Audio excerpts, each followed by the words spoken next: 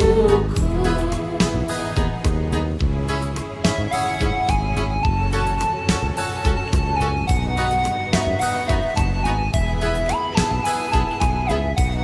Marilah ikut melayani orang berkeluh, agar iman tetap kuat serta teguh. Itulah tugas pelayanan, juga panggilan. Persembahan yang berkenan bagi Tuhan. Ibadah sejati jadikanlah persembahan. Ibadah sejati kasihilah sesamamu. Ibadah sejati yang berkenan bagi Tuhan. Jujur dan tulus, ibadah murni bagi Tuhan.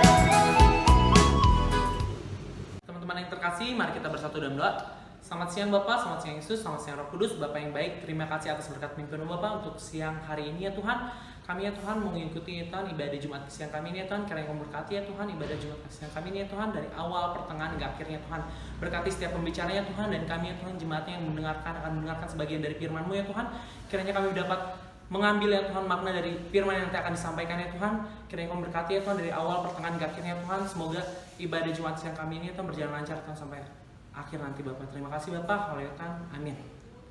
Mari kita baca Mazmur pujian kita pada hari ini yang terdapat dalam Mazmur 119 ayat 9 sampai 12. Mari kita baca bersama-sama. Dengan apakah seorang muda mempertahankan kelakuannya bersih, dengan menjaganya sesuai dengan firman-Mu. Dengan segenap hatiku aku mencari Engkau. Janganlah biarkan aku menyimpang dari perintah-perintah-Mu. Dalam hatiku aku menyimpan janji-Mu, supaya aku jangan berdosa terhadap Engkau. Terpujilah Engkau ya Tuhan, ajarkanlah ketetapan-ketetapan-Mu kepadaku. Amin.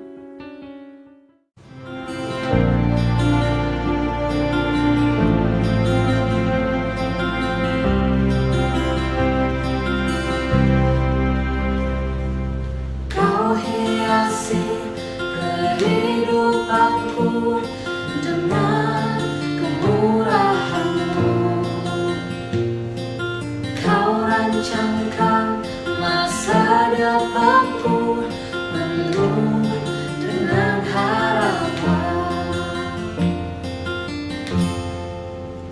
Aku ada saat ini semuanya karena kasih-Mu. Aku hidup hari ini semua berkat kemurahan-Mu. Terima kasih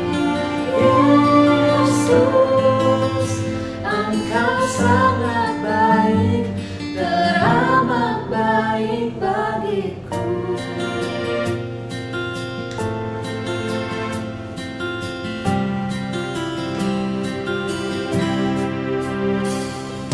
Kau hiasi kehidupanku dengan kemurahan-Mu. Kau rancangkan masa depanku penuh dengan harapan. Aku ada saat ini semuanya karena kasih-Mu. Aku hidup hari ini semua berkat kemurahan-Mu. Terima kasih Yesus, Engkau sangat baik, teramat baik bagiku.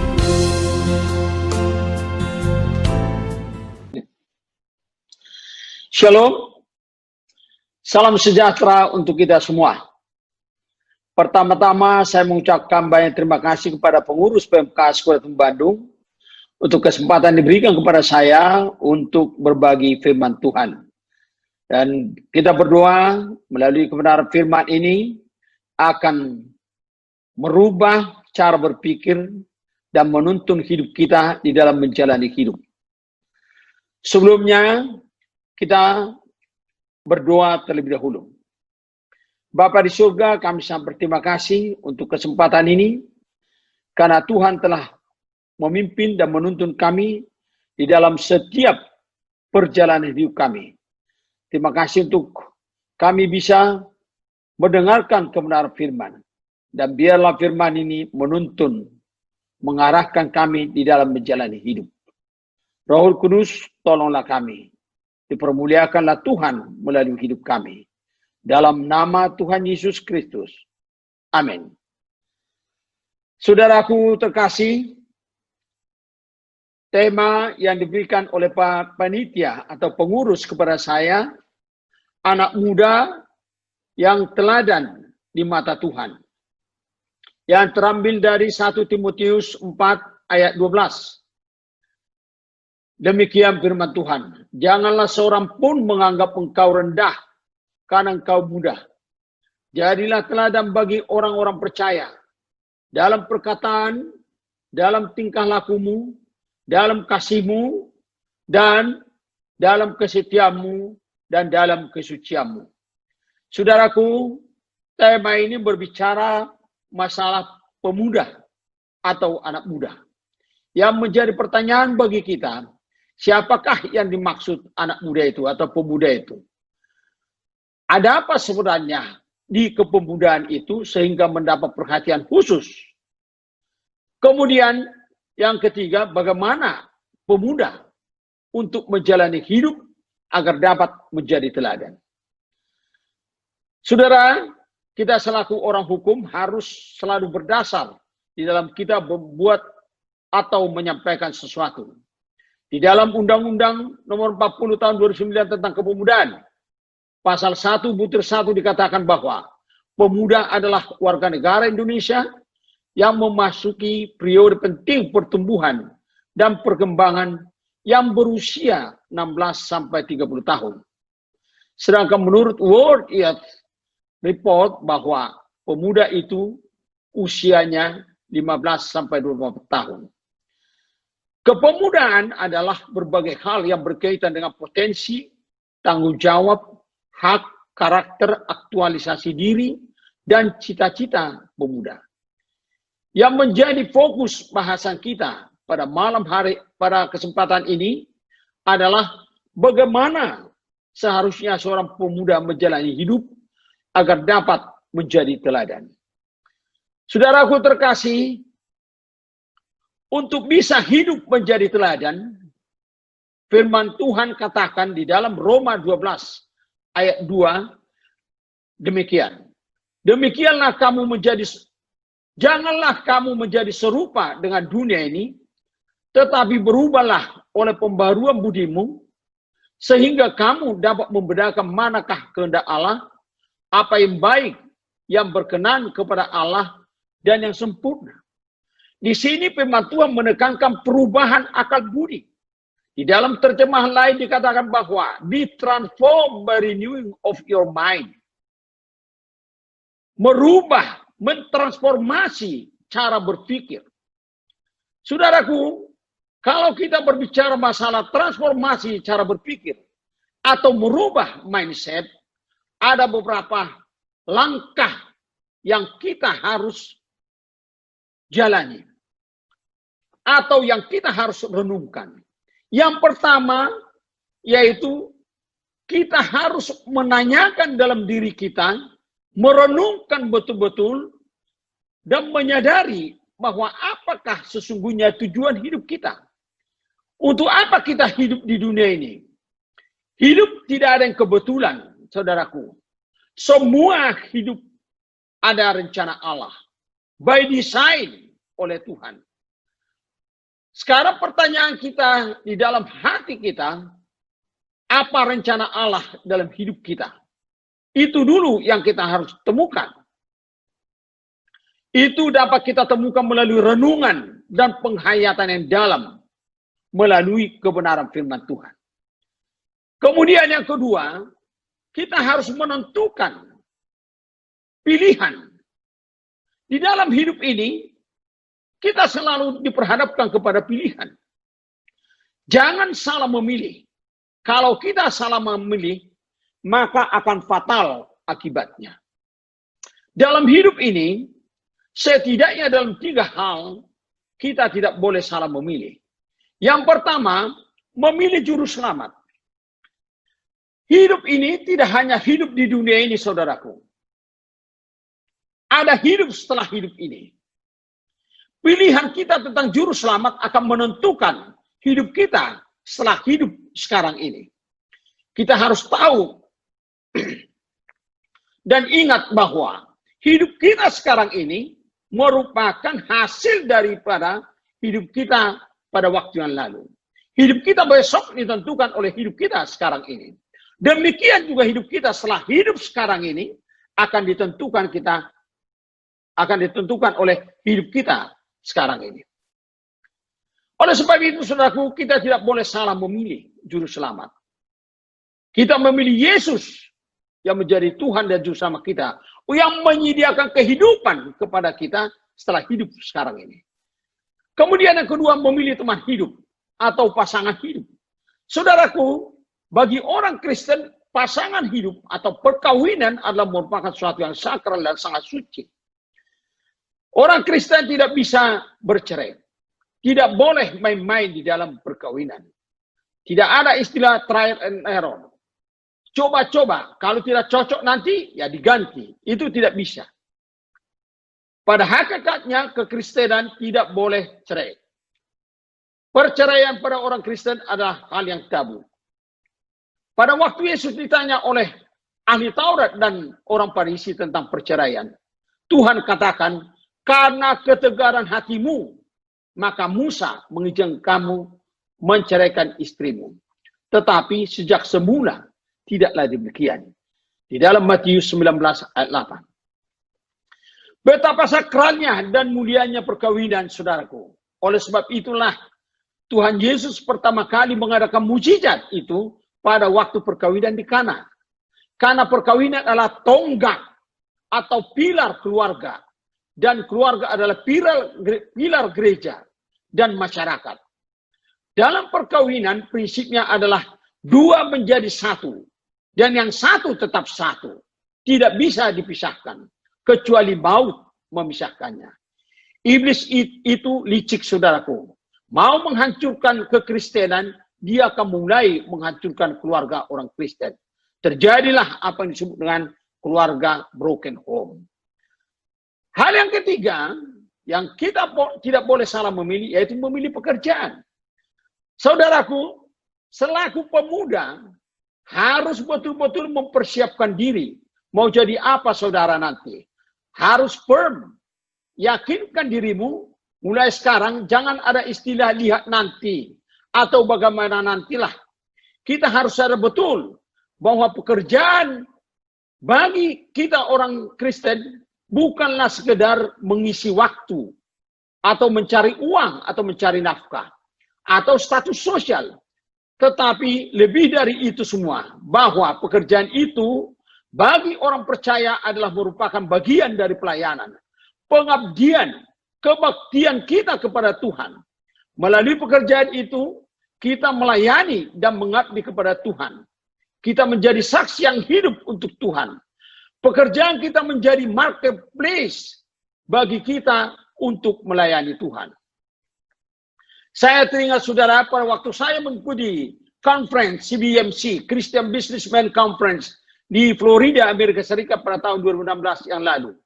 Mantan Presiden Korea Selatan, Lee Myung-bak, bersaksi bagaimana dia menjalankan jabatan presidennya menjadi marketplace untuk melayani Tuhan.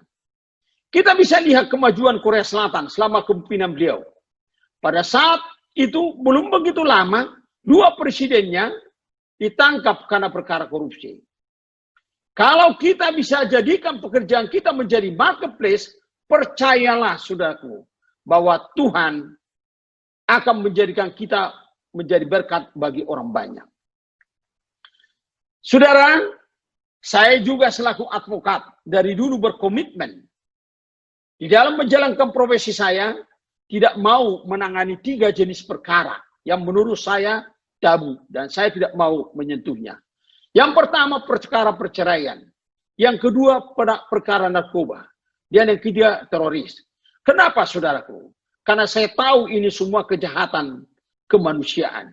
Itulah menjadi pilihan etis dan pilihan teologis bagi saya. Saya sadar betul bahwa semua itu tidak berkenan dan tidak mengenangkan hati Tuhan. Jadi saya harus menentukan sikap dan pilihan. Dalam pekerjaan juga, kalau saudara tidak kuat dasarnya, maka saudara akan terbawa arus nantinya. Lenyap di bawah oleh peredaran. Tidak sedikit teman-teman saya yang dahulu pada waktu muda begitu giat dan aktif dalam pelayanan. Tetapi begitu terjun ke lapangan dalam dunia nyata dibawa oleh arus. Jadi mereka bukan lagi menjadi terang di tengah gelapnya dunia dan bukan lagi menjadi garam di tengah tawarnya dunia ini, tapi menjadi gelap dan tawar sama sekali. Kemudian saudaraku, langkah yang ketiga saya katakan tadi, step yang kita harus lalui untuk merubah mindset, yaitu harus terencana. Hidup itu harus terencana. Menjalani hidup ini harus terencana.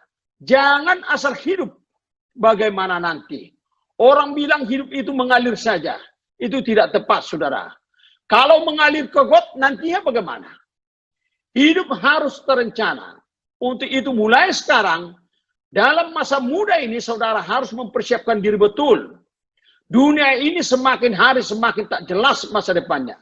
Firman Tuhan katakan, yang jahat akan semakin jahat, dan yang suci akan semakin suci. Kompetisi akan semakin ketat, bahkan mungkin akan semakin brutal. Coba kita perhatikan sekarang melalui media, baik televisi, radio, media cetak, maupun medsos. Orang-orang sudah tidak ada lagi harga dirinya, tidak ada lagi rasa malunya sama sekali. Orang yang sudah nyata-nyata kena OTT, operasi tangkap tangan, korupsi saja, masih bisa senyum-senyum saat diwawancara di TV. Dan istrinya atau keluarganya dengan percaya diri memberikan konferensi pers, pakai kacamata hitam dengan gaya hidup yang glamor. Dia bilang ini cobaan dari Allah. Saudaraku, ini sangat konyol. Demikian juga kejahatan yang lain dengan percaya diri mereka kalau diwawancara. Ini perubahan peradaban manusia. Manusia sudah tidak semakin beradab lagi. Semua ini bisa terjadi dimulai dari cara dan pola pikir yang salah. Jadi cara dan pola pikir itu dulu yang harus dirubah dan diperbaiki. Diarahkan sesuai dengan firman Tuhan. Pikiran kita harus diisi dengan firman. Itulah nanti yang menuntun dan mengarahkan jalan hidup yang hendak kita jalani.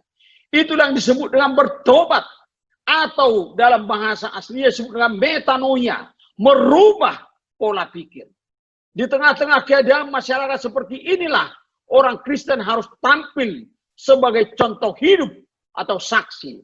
Jadi bersaksi itu bukan hanya melalui mulut, akan tetapi yang lebih penting dari situ, melalui hidup kita. Kita menjadi contoh hidup, role of model. Saudara harus tahu, kenapa Yesus datang ke dunia ini.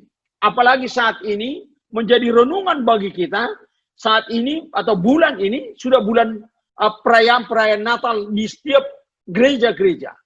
Maka perlu kita merenung secara dalam. Kenapa Yesus datang ke dunia ini? Saudaraku, ada 3 hal tujuan kenapa Yesus datang ke dunia ini. Yang pertama, menebus dosa manusia. Menebus manusia dari dosa dan kesalahannya. Manusia pertama, Adam, telah gagal memenuhi rencana Allah. Setelah manusia jatuh ke dalam dosa. Dan sejak itu manusia tidak lagi dapat hidup memenuhi standar hidup yang Tuhan kehendaki. Tetapi syukur pada Allah Tuhan kita bahwa Dia tidak pernah gagal dan rencananya tetap harus digenapi dalam hidup manusia. Maka untuk itu Yesus datang menjadi juru damai untuk memulihkan kembali hubungan antara manusia dengan Allah. Memulihkan hubungan yang sudah putus akibat dosa. Dalam Yohanes 14 ayat 6 dikatakan, "Akulah jalan kebenaran dan hidup. Tidak ada yang sampai kepada Bapa kalau tidak melalui aku." Hal yang kedua, kenapa Yesus datang ke dunia ini? Untuk memberikan contoh hidup, role of model. Yesus datang ke dunia ini dan hidup sebagai manusia biasa seperti manusia lainnya. Makan dan minum, belajar, bertumbuh, dan menderita. Merasa sakit. Yesus memberikan contoh dan teladan bagaimana kita atau manusia menjalani hidup yang sesuai dengan kehendak Allah. Selain berkhotbah dan berbicara melalui mulut, Yesus berkhotbah dan bersaksi melalui hidupnya, lifestyle-nya. Maksudnya, kalau manusia mau hidup berkenan kepada Allah, maka hiduplah sesuai seperti Yesus hidup. Hal ini juga yang disampaikan oleh Paulus dalam Filipi 3 ayat 17. "Saudara-saudara, ikutilah teladanku dan perhatikanlah mereka yang hidup sama seperti kami menjadi teladanmu." Demikian juga dalam 2 Korintus 3 ayat 2-3 dikatakan bahwa kamu adalah surat pujian kami yang tertulis dalam hati kami dan dikenal dan dapat dibaca oleh setiap atau semua orang. Karena telah ternyata bahwa kamu adalah surat Kristus yang ditulis oleh pelayanan kami. Ditulis bukan dengan tinta, tetapi dengan roh dari Allah yang hidup. Bukan pada loh batu, melainkan pada loh daging, yaitu di dalam hati manusia. Jadi orang Kristen itu harus bisa menjadi teladan dalam segala aspek kehidupan.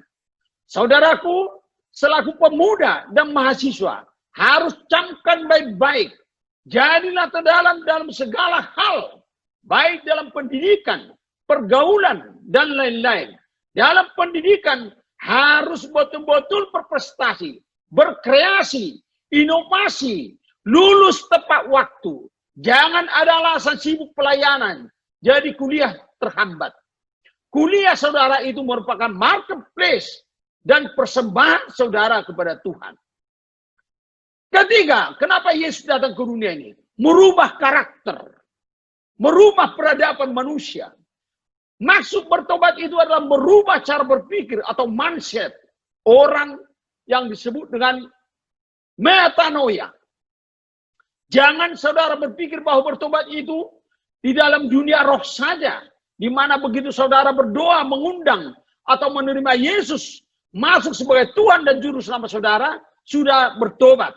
Bukan sampai di situ. Itu hanya langkah awal saudaraku. Itu hanya bibit awal, benih, seed yang ditanamkan oleh Tuhan di dalam roh kita. Itu harus ditindaklanjuti dengan perubahan cara berpikir, dan perubahan itulah yang menggiring dan mengarahkan kita nantinya ke jalan yang benar sesuai dengan kehendak Bapa. Yang keempat, langkah keempat saudaraku dan langkah yang terakhir, harus ada komitmen dan konsistensi. Komitmen dan konsistensi ini sekarang menjadi barang yang mahal karena kita sudah jarang menemui orang yang memiliki hal seperti itu. Sangat mudah orang mencari orang yang pintar saat ini. Tapi mencari orang konsisten, loyal, ya, tidak pengkhianat, itu sangat susah. Lebih mudah kita mencari orang-orang yang pintar daripada mencari orang-orang yang berkomitmen, loyal, berintegritas, dan bertanggung jawab, berkarakter. Saudaraku, pemuda harus melatih diri mulai saat ini. Kita harus memiliki karakter seperti karakter Yesus. Untuk hal ini Tidak ada yang instan. Tidak ada jalan yang cepat. Semua melalui perjuangan. Saudaraku, orang bisa tiba-tiba kaya. Orang bisa tiba-tiba miskin. Tapi orang untuk menjadi berkarakter tidak bisa tiba-tiba. Itu harus melalui latihan, melalui pergumulan, melalui perjuangan. Untuk itu harus dimulai saat ini. Dan mulai dari perkara-perkara yang kecil. Saya terlalu percaya, kalau saudara memulai itu, saudara akan bisa menjadi teladan di tengah hidup di mana saudara hidup. Terpuji nama Tuhan, biarlah Tuhan memberkati saudara di dalam setiap perjalanan hidup saudara. Amin. Kita bersatu dalam doa. Terima kasih Bapak di surga untuk kesempatan ini. Terima kasih Tuhan untuk firman Tuhan yang sudah disampaikan. Dan biarlah firman Tuhan ini Tuhan sungguh-sungguh bisa bertumbuh, berbuah melalui perjalanan hidup kami. Dipermuliakanlah Tuhan di dalam nama Tuhan Yesus Kristus. Haleluya. Amin.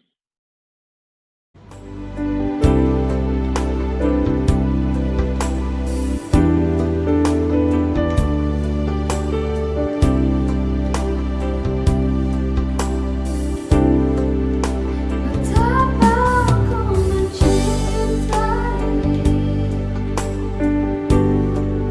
segala yang telah terjadi. Tak pernah sendiri jalan hidup ini, selalu menyertai.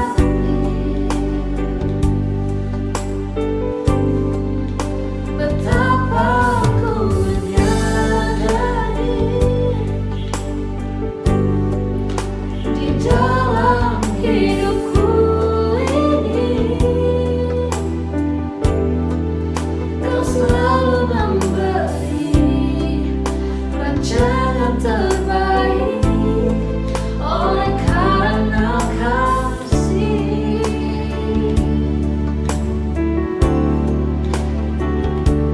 Bapa, sentuh hatiku, ubah hidupku menjadi yang baru, bagai emas yang murni. Kau membentuk rencana hatiku. Bapa, ajarku mengerti sebuah kasih yang selalu memberi, bagai air mengalir yang tiada pernah berhenti. Shalom, selamat siang teman-teman semua. Ketemu lagi di IJS kita. Yang pada kesempatan kali ini kita bertemu lagi via YouTube. Teman-teman, untuk kali ini adalah IJS terakhir kita. Sebelum tahun depan kita ketemu lagi, mudah-mudahan bisa secara offline. Untuk kuartanya, PMKSIW masih akan melaksanakan aktivitas kerjanya sampai pada tanggal 19 Desember. Tanggal 19 Desember itu sendiri akan dilaksanakannya diskusi bersama. Untuk info lebih lanjut nanti akan disampaikan oleh Humas PMKSIW di Penjarkoman Sosial Media. Selanjutnya untuk persekutuan doa akan terus berjalan sampai tanggal 17 Desember. Ditunggu teman-teman semua di program kerja PMK. Semangat terus, salam sehat, shalom.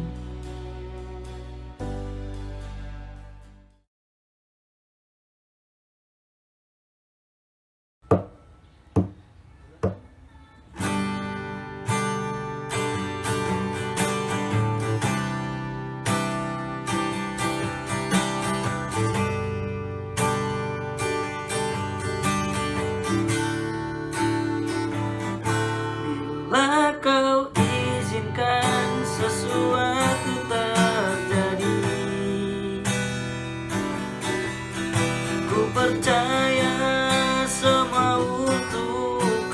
kebaikanku. Bila nanti telah tiba waktumu, ku percaya kuasa-Mu memulihkan hidupku.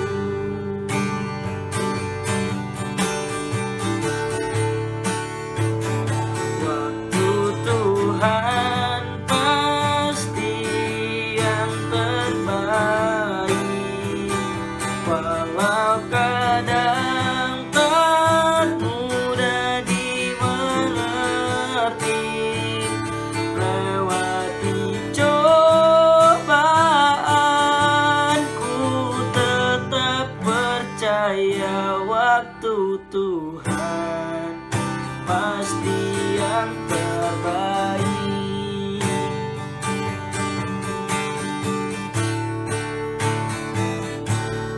Bila Kau izinkan sesuatu terjadi, ku percaya semua untuk kebaikanku. Bila nanti telah tiba waktumu, ku percaya kuasa-Mu memulihkan hidupku. Waktu Tuhan pasti yang terbaik, walau kadang tak mudah dimengerti. Lewati cobaan, ku tetap percaya waktu Tuhan pasti yang terbaik. Waktu Tuhan pasti yang terbaik, walau kadang tak mudah dimengerti. Lewati cobaan, ku tetap percaya waktu Tuhan pasti yang terbaik.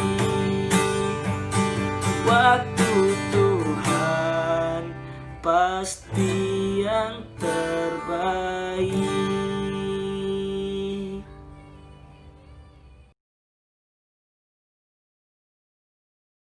Mari kita sama-sama berdoa. Bapa di surga, terima kasih kami berdoa buat bangsa dan negara Indonesia. Tuhan tolong Presiden Jokowi dan Wakil Presiden Ma'ruf Amin. Tuhan tolong biar seluruh para pembantu-pembantu Presiden boleh bekerja dengan baik. Segala sesuatunya dalam kendali Tuhan, biar dalam setiap program-program yang dilaksanakan bisa berjalan dengan baik. Terima kasih untuk kami boleh memperoleh presiden yang luar biasa, yang memperhatikan dan mengutamakan kepentingan masyarakat. Tuhan tolong biar dalam setiap keputusannya hikmat yang daripada Tuhan menguasai presiden, sehingga keputusan-keputusannya boleh menjadi berkat buat bangsa dan negara ini. Tuhan, kami mau berdoa juga Sekolah Tinggi Hukum Bandung sebagai alma mater kami. Kami terus berdoa buat Ketua Pak Walter dan seluruh pembantu-pembantu Ketua. Tuhan tolong biar kampus ini boleh jadi berkat juga buat masyarakat Jawa Barat, bahkan jadi berkat buat Indonesia. Kami terus berdoa untuk setiap dosen dalam mengajar. Terima kasih biar mereka mengajar dengan baik, dan terlebih lagi mereka para dosen-dosen ini boleh memberikan ilmu mereka untuk menjadi bekal dalam setiap seluruh mahasiswa. Tuhan, terima kasih, terpuji nama Engkau. Bahkan di tubuh lembaga STHB juga ada Persekutuan Mahasiswa Kristen Sekolah Tinggi Hukum Bandung. Kami tahu, kami seluruh mahasiswa yang Tuhan pilih, yang Tuhan tetapkan untuk kami boleh kuliah di STHB.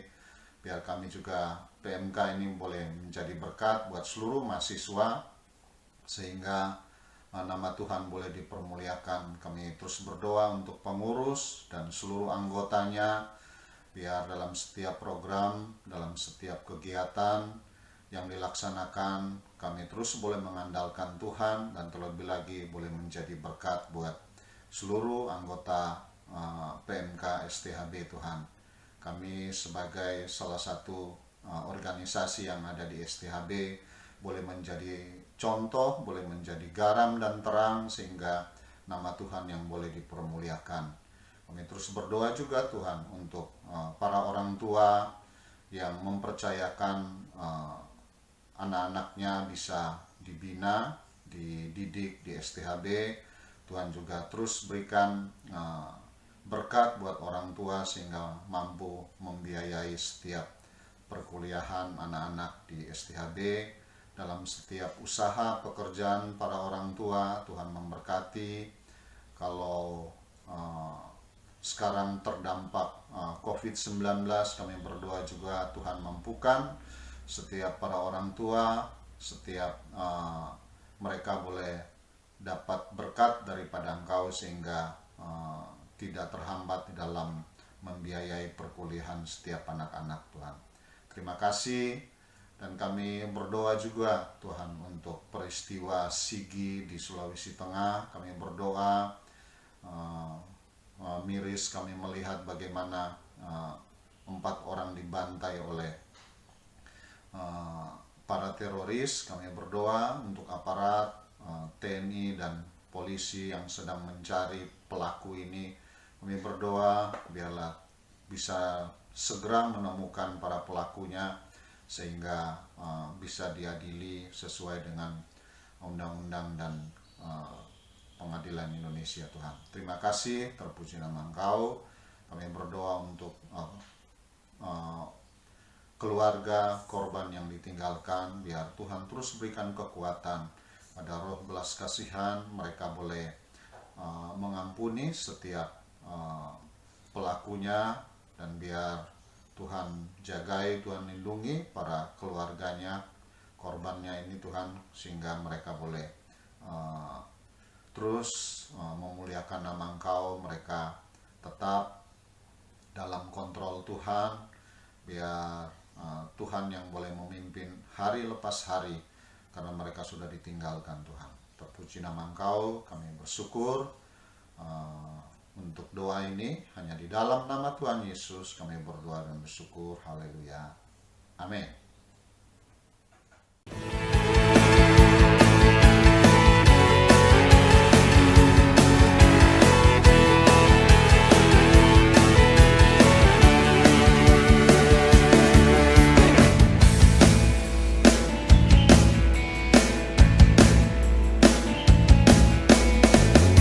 Kami dari pemenang dalam segala perkara.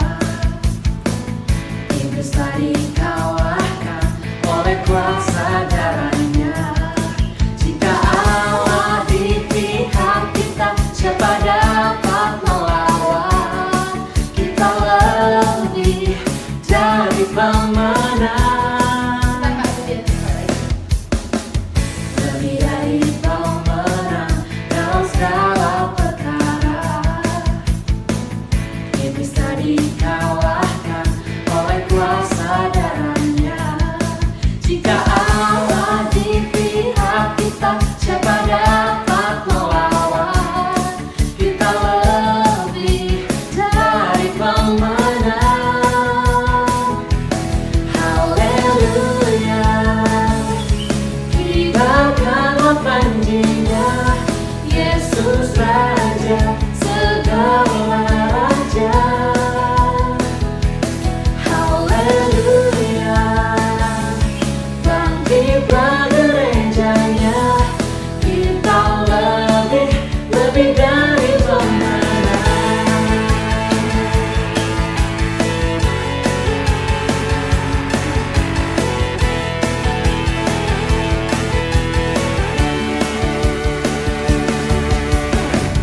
Lebih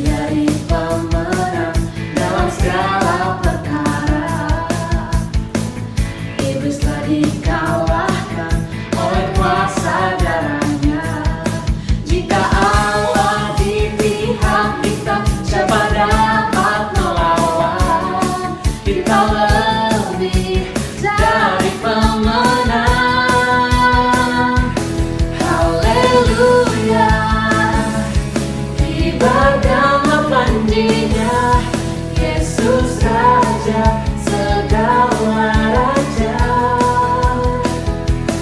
Haleluya, bangkitlah gerejanya, kita lebih dari pemenang. Haleluya, kibarkanlah panjinya, Yesus Raja segala raja. Haleluya, bangkitlah gerejanya, kita lebih dari pemenang. Kita lebih dari pemenang.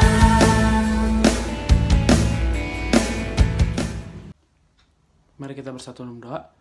Terima kasih Bapa, terima kasih Yesus, terima kasih Roh Kudus, Bapa yang baik, terima kasih atas berkat mimpinan Bapa dari awal pertengahan ke akhirnya Tuhan.